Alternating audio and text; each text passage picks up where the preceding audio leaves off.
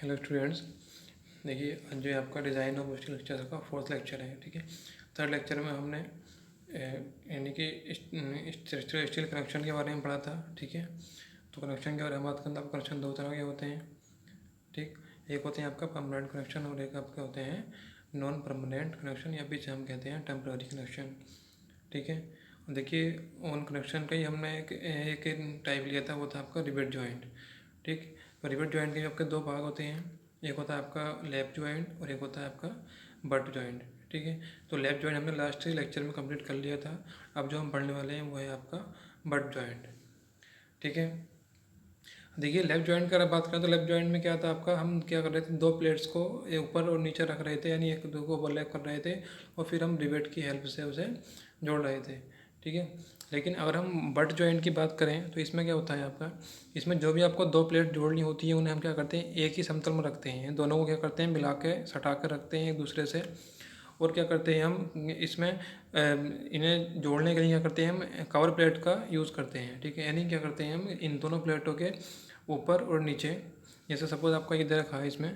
ठीक है, आपकी जो दो प्लेट थी जोड़ने के लिए, आपकी ये प्लेट थी, एक प्लेट आपकी ये थी प्लेट 1 और एक आपकी ये थी प्लेट सेकंड प्लेट थी ये। ठीक है, तो क्या किया आपने, इन दोनों प्लेट्स को एक साथ रखा था। ठीक है, एक साथ रखने के बाद में क्या किया आपने, एक कवर प्लेट ऊपर लगाई थी और एक कवर प्लेट आपने क्या है इसके नीचे लगाई थी।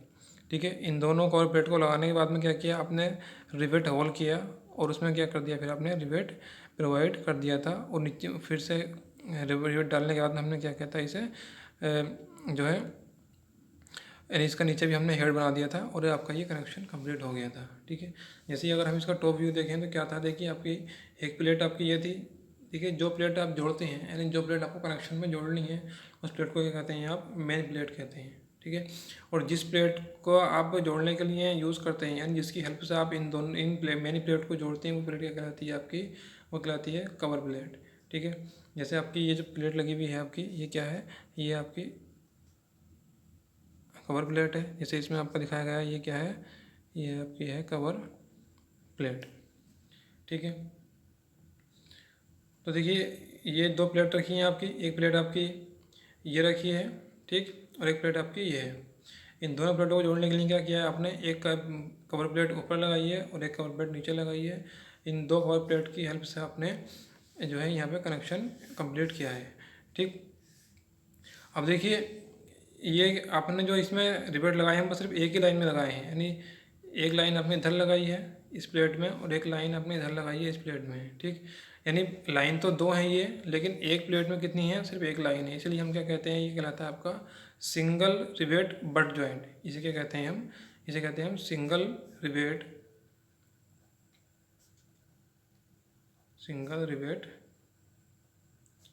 Butt joint. ठीक, तो देखिए ये आपको क्लियर हो गया होगा कि बट जॉइंट में क्या करते हैं आप, दोनों प्लेट्स को एक ही समतल में रखते हैं, यानी दोनों को एक साथ रखते हैं और इसमें हम क्या यूज़ करते हैं, जोड़ने के लिए कवर प्लेट का यूज़ करते हैं। ठीक, अब देखिए ऐसा न ज़रूरी नहीं है कि आपको कवर प्लेट दोनों मतलब नीचे भी लगानी है ऊपर भी लगानी है। आप कवर प्लेट एक कवर प्लेट का यूज़ भी कर सकते हैं, यानी आप क्या करें, सिर्फ बॉटम में कवर प्लेट लगा दें, या फिर क्या कर सकते हैं आप टॉप में कवर प्लेट लगा दें, तो ऐसा भी कर सकते हैं। ज़रूरी ये नहीं है कि आपको दोनों ऊपर बॉटम में भी और टॉप में भी कवर प्लेट लगाना ज़रूरी है। ठीक है, तो देखिए ये आपका बट जॉइंट था। अब देखिए वैसे ही अगर आप क्या करेंगे, दो लाइन अगर यूज़ करेंगे, यानी रिवेट की दो लाइन इधर और दो लाइन ये इधर यूज़ करेंगे, तो क्या हो जाएगा, ये डबल रिवेट बट जॉइंट हो जाएगा। वैसे ही अगर तीन लाइन इधर यूज़ करेंगे और तीन लाइन इधर वाली प्लेट में यूज़ करेंगे, तो ये क्या हो जाएगा आपका, ये ट्रिपल रिवेट बट जॉइंट हो जाएगा आपका। ठीक है, जैसे जैसे आप रिवेट लाइन डालते जाएंगे वैसे वैसे आपके जो है इसका नेम जो है वो चेंज होता जाएगा। ठीक, अब देखिए नेक्स्ट टॉपिक जो है आपका वो है arrangement of rivets in joint. यानी हम जो रिवेट लगा रहे हैं प्लेट्स को जोड़ने के लिए, वो हम किस उनका अरेंजमेंट हम किस तरह से कर रहे हैं, यानी किस तरह से हम उन्हें लगा रहे हैं, कितने टाइप से हम उन्हें लगा सकते हैं। ठीक है, वो हम इसमें पढ़ने वाले हैं। ठीक है, तो देखिए अरेंजमेंट में हमका पहला है चेन रिवेटिंग। ठीक, चेन रिवेटिंग क्या होता है, जब किसी जॉइंट में रिवेट की पंक्तियाँ अनुलंब तथा अनुदैर्ध्य दोनों दिशाओं में बनती हैं। क्या होती है, मतलब परपेंडिकुलर और आपकी जो है लॉन्गिट्यूडनल, दोनों ही डायरेक्शन में अगर बन रही हैं आपकी लाइंस, तो वो क्या कहलाती है, वो चेन रिवेटिंग कहलाती है। ठीक, जैसे कि आपका देखो ये कनेक्शन दिखाया गया है प्लेट में, ये 2 प्लेट थी। ठीक, और ये दोनों प्लेटों को आपने क्या है बट लैप जोड़ द्वारा जोड़ा है। ठीक है, ये एक दूसरे को ऊपर रख के जोड़ा है, तो ये कौन सा जोड़ है, ये आपका लैप जॉइंट है। तो देखिए इसमें हम देखें तो आपने क्या है 3 लाइन यूज़ की है रिवेट की, एक लाइन ये है, एक लाइन ये और आपकी एक लाइन ये है। ठीक, तो ये 3 लाइन बन रही है। अगर हम इस डायरेक्शन में देखें तो इस डायरेक्शन में आपकी लाइंस बन रही हैं रिवेट की। ठीक, चाहे इधर देख लीजिए या फिर चाहे आप इधर देख लीजिए, दोनों तरफ इसकी लाइन बन रही है, तो ये क्या कहलाता है आपका, ये कहलाती है चेन रिवेटिंग।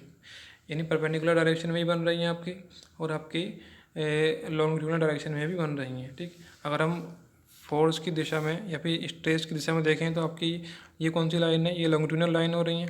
ठीक है, और ये वाली लाइन कौन सी हो रही है आपकी, ये आपकी परपेंडिकुलर लाइन हो रही है। ठीक है, तो इस तरह का जो अरेंजमेंट होता है आपका रिवेटिंग का, वो कहलाता है चेन रिवेटिंग कहलाता है। ठीक, अच्छा नेक्स्ट की अगर हम बात करें तो नेक्स्ट है आपका जिग जैग रिवेटिंग, या फिर इसे कहते हैं हम स्टैगर्ड रिवेटिंग भी कहते हैं, या फिर इसे हम कहते हैं विषम रिवेट पद्धति। देखिए इसमें क्या होता है आपका, इसमें आप रिवेट अपने अकॉर्डिंग जैसा आपको सूटेबल लगे वैसा आप लगा सकते हैं। इसमें ज़रूरी नहीं है कि आपको एक ही लाइन में सारे रिवेट आने चाहिए। ठीक है, लाइन बन भी सकती है और लाइन नहीं बन सकती, या फिर लाइन एक डायरेक्शन में बन सकती है और एक डायरेक्शन में लाइन आपकी नहीं बन सकती है। ठीक है, तो ऐसी रिवेटिव पद्धति क्या कहलाती है आपकी, वो जिगजैग रिवेटिंग कहलाती है, या विषम रिवेट पद्धति कहलाती है। देखिए जैसे आपको ये कनेक्शन दिखाया गया है इसमें, तो देखिए पहले लाइन में कितने 3 रिवेट थे, दूसरे में कितने 2 कर दिए, अब इसमें कितने हैं आपके 3 है, इसमें आप 4 भी कर सकते हैं। ये आप अपने अकॉर्डिंग कर सकते हैं जैसा आपको सूटेबल लगे। तो इसमें ये ज़रूरी नहीं होता है आपको कि आपको लाइन बनानी ही बनानी है रिवेट की। ठीक, तो इस तरह का रिवेटिंग सिस्टम क्या कहलाता है आपका, जिगजैग रिवेटिंग कहलाता है। ये रिवेटिंग सिस्टम आपका स्टील स्ट्रक्चर्स, स्टील कनेक्शन में बहुत कम यूज़ होता है। ठीक है, अब देखिए नेक्स्ट आपका अरेंजमेंट क्या है, वो है डायमंड रिवेटिंग। ठीक है, डायमंड रिवेटिंग क्या है, देखिए ये पद्धति बट जॉइंट में बनाई जाती है। पहली चीज़ आपको याद रखनी है कि ये किस में बनाई जाती है, बट जॉइंट में। ठीक है, ये क्वेश्चन आपका बन जाता है कॉम्पिटिटिव एग्जाम के पॉइंट ऑफ व्यू से बन जाता है कि आपका डायमंड रिवेटिंग किस जॉइंट में यूज़ की जाती है, तो वो आपकी बट जॉइंट में यूज़ की जाती है। ठीक है,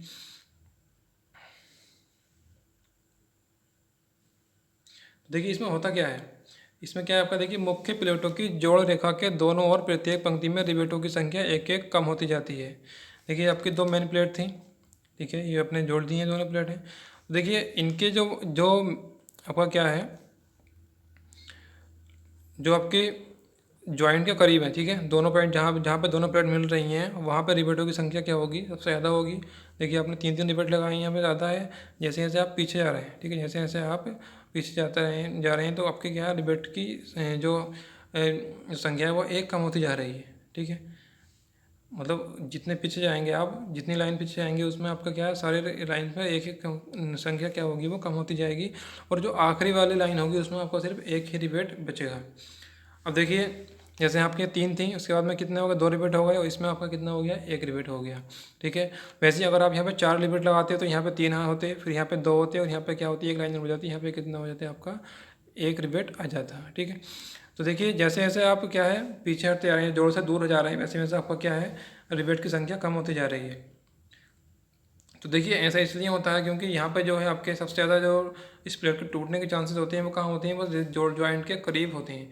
मतलब जॉइंट के निकट सबसे ज़्यादा टूटने के चांसेस होते हैं, तो उस वहाँ पे हम रिवेट ज़्यादा लगाते हैं। ठीक है, जैसे जैसे हम पीछे जाते हैं, जैसे जॉइंट से दूर जाते हैं, वैसे वैसे क्या है आपके प्लेट के टूटने के चांसेस भी कम होते जाते हैं, इसलिए हम रिवेट की संख्या पीछे जाके कम करते जाते हैं। ठीक, ये सबसे अच्छा जो है अरेंजमेंट माना जाता है डायमंड रिवेटिंग, और सबसे ज़्यादा यूज़ भी यही होता है। ठीक, ये इकोनॉमिकल भी होता है आपका, और इसकी स्ट्रेंथ भी अच्छी होती है। देखिए वहीं अगर इसमें हम चैन रिवेटिंग यूज़ करते हैं तो यहाँ पे भी कितने होते हैं, 3 रिवेट होते हैं, यहाँ पे भी कितने होते हैं, 3 रिवेट होते हैं। लेकिन इसमें क्या है, अपने इसमें अपने यहाँ पे 2 कर दिए और यहाँ पे कितना कर दिया, 1 कर दिया, यानी हमारे रिवेट की संख्या भी बच रही है और हमें जो स्ट्रेंथ मिलनी चाहिए थी वो स्ट्रेंथ भी हमें पूरी मिल रही है। इसलिए ये वाला जो अरेंजमेंट है आपका, ये इकोनॉमिकल भी होता है आपका, और इसमें स्ट्रेंथ भी आपकी सबसे अच्छी मिलती है। ठीक है, अब देखिए इसे डायमंड नाम क्यों रख दिया गया है इसका, ऐसे देखिए आप देख रहे हैं कि इस तरह से जो पूरा बन रहा है, ये एक डायमंड की शेप बन रही है। ठीक है ना, डायमंड की शेप कुछ इस तरह की होती है। तो ये जो मतलब आकृति बनती है किसकी बनती है, डायमंड की बनती है, इसलिए हम इसे क्या नाम दे देते हैं, डायमंड रिवेटिंग नाम दे देते हैं। अब देखिए आगे चलते हैं। तो आगे है आपका कनेक्शन डेफिनेशन। कुछ डेफिनेशंस होती हैं, ठीक है, जो आपको डिज़ाइन करने से पहले या फिर आपको कोई भी कनेक्शन दे रखा है तो उसे एनालिसिस करने से पहले आपको इन डेफिनेशन के बारे में पता होना चाहिए, ठीक है। अगर ये डेफिनेशन आपको नहीं पता है तो आपको एनालिसिस करने में बहुत प्रॉब्लम होने वाली है। तो देखिए पहला है आपका नॉमिनल डाया ऑफ रिवेट। देखिए नॉमिनल डाया क्या होता है आपका, जो आपका रिवेट होता है, जैसे आपका ये कोई रिवेट है,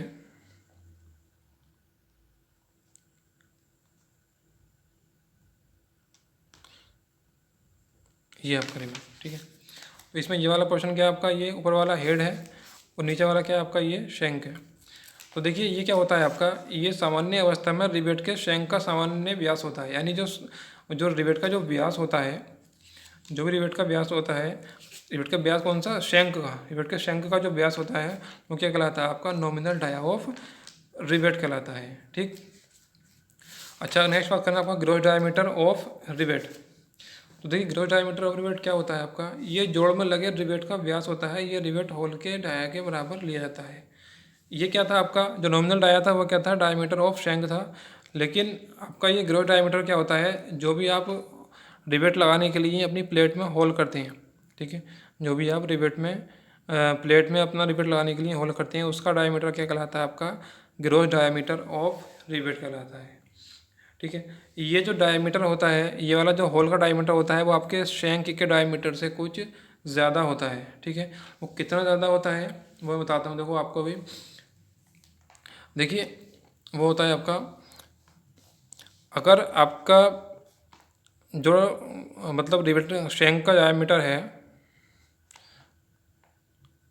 अगर शैंक का डायमीटर आपका 25 mm या इससे कम है, ठीक है, शैंक का डायमीटर ये कह सकते हैं कि nominal diameter of rivet, shank का डायमीटर कह सकते हैं, ये भी कह सकते हैं हम नॉमिनल डायमीटर ऑफ रिवेट। अगर 25 mm तक है या उससे कम है तो हम कितना लेते हैं, जो ग्रॉस डायमीटर लेते हैं हम लेते हैं वो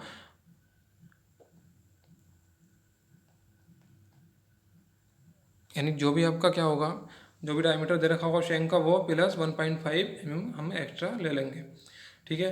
लेकिन अगर आपका क्या है, जो आपका शैंक का डायमीटर है ये कह सकते हैं कि नॉमिनल डायमीटर ऑफ रिवेट है और 25 mm से ज़्यादा है, ठीक है।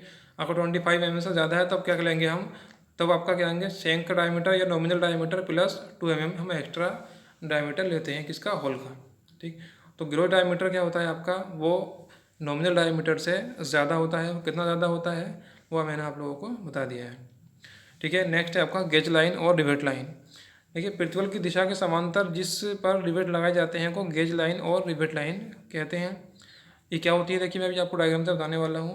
नेक्स्ट होता है आपका गेज डिस्टेंस, दो निकटतम रिवेट लाइन्स के बीच परपेंडिकुलर डिस्टेंस गेज डिस्टेंस कहलाती है।